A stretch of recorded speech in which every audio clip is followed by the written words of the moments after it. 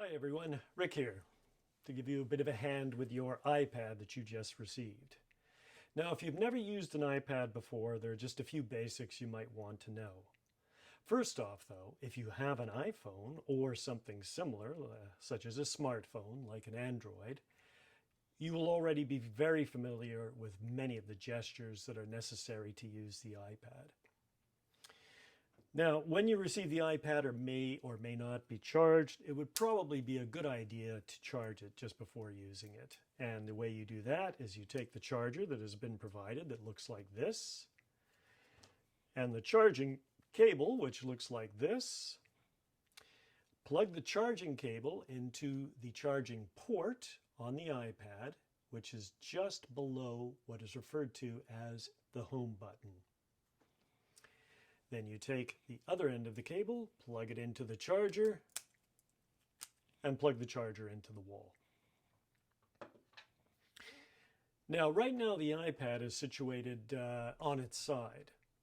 The reason for that is that we often use it that way when using ThumbJam and other music applications, because it's very handy because then you have the notes laid along much better horizontally.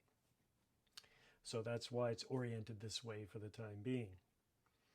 Now, so if you need to switch on your iPad, the first thing you do is use obviously the on-off switch, which also doubles as the sleep-wake switch. So to switch it on, we press and hold this button until we see the Apple logo, in this case, sitting on its side. It'll take a few seconds while the iPad starts up. And then we're in. Now, very often though, when you wake up the iPad or switch it on, you'll get some notification saying you need to back something up or whatever it is. That will normally disappear after a few seconds. You may also see something like this. If you do, and you find it a bit bothersome, you can just simply swipe left and it will disappear. And that is one of the gestures, of course, that is very common for using the iPad, is swiping left, right, or up and down. For the time being, we'll just concern ourselves with left and right. So you can swipe left, this direction. You can swipe right. You can swipe right even further and you will see more application icons. And when you get to the end, in other words, if there's nothing more to see, it will bounce back. So I'm going to swipe left, and that puts me back in what is called the home screen. And that is why we also have a home button. For instance, let's say that I accidentally tap on this folder. And then I accidentally, or maybe just out of curiosity, I tap on podcasts. Now I'm in the podcast application. But if I didn't want to be there, how do I get back out? Well, there's the home button right there. Press the home button. Back in the folder, press it again. Back on the home screen. Now, there is down here below is the dock. This is what it's referred to as, where some common applications are sitting, one of them being ThumbJam, the application we most normally used for making music. Now, to open that application, all I need to do is tap on it. And now we're in.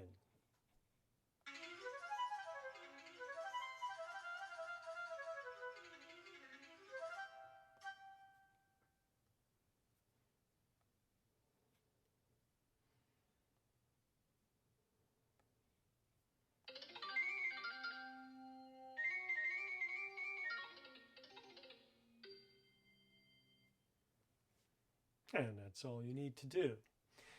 Now, one thing, of course, that's very important when making music on the iPad is the volume.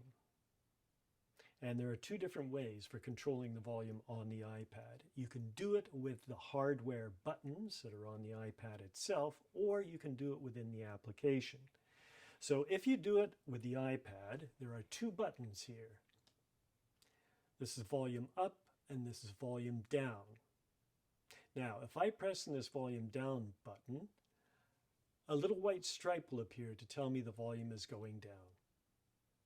And now it's completely off. And now if I press in the volume up button, up goes the volume. However, you can also do this within the application by tapping on Sound, Volume, iPod, and then a little window will pop up that says Master Volume.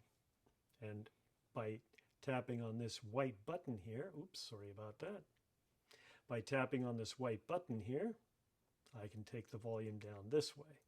However, I have noticed that this does not work very well within the ThumbJam app. It's very sticky. It often just does not want to go down. And in this case, it's not going to.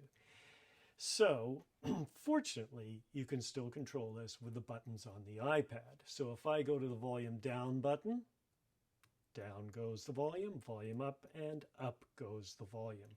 However, there may be a case where for some reason you use the buttons on the iPad and the volume doesn't seem to be changing. If that's the case, go into this little window and try doing it with this button here.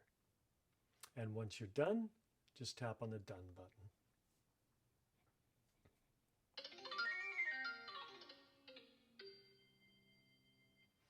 And to get back to the home screen, simply tap on the home button or press it, and you're back.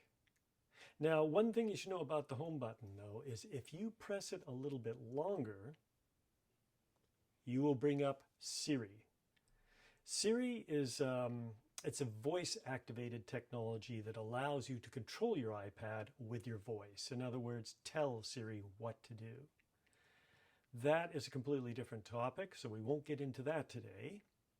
Just know that if you do accidentally end up in Siri, all you need to do is press the home button again, and you're back on the home screen. The home button will always get you back. Now, one other thing, we'll go back to the ThumbJam app by tapping on the icon.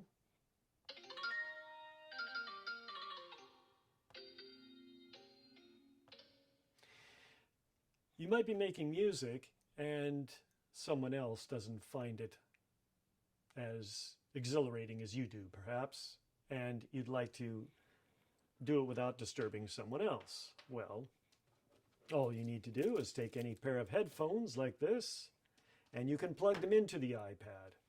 The jack is right down here. Just plug them in, and now you will notice the sound is now coming from the headphones. And unplug, and we're back on the iPad.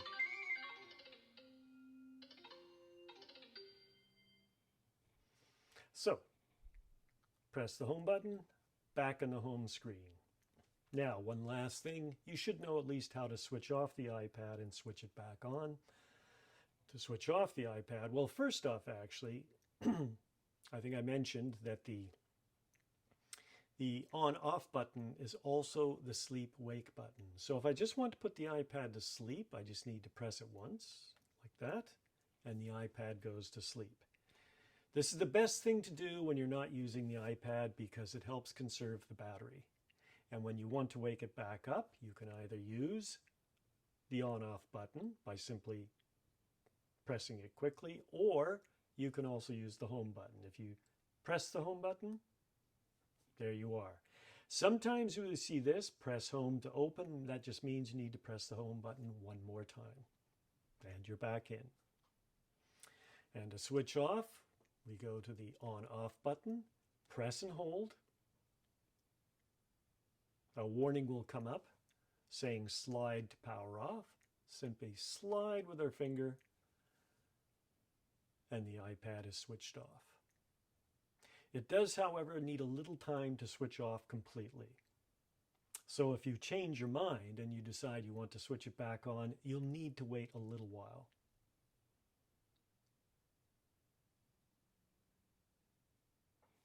That should be long enough. So we press and hold.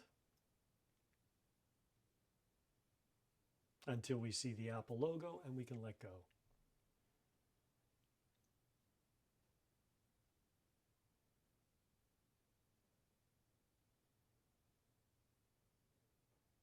And we're back in. Now see, press home to open. So I'll press home, and now we're on the home screen. Tap to open ThumbJam, and we're ready to be a rock star.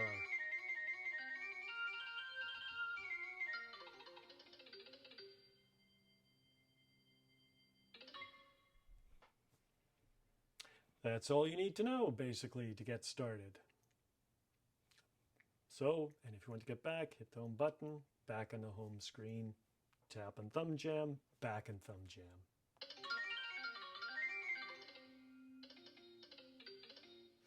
If you have any questions at all, you're having problems with something, feel free to send us an email anytime you like. We're here to help. So, enjoy yourselves, have fun, and we'll see you soon.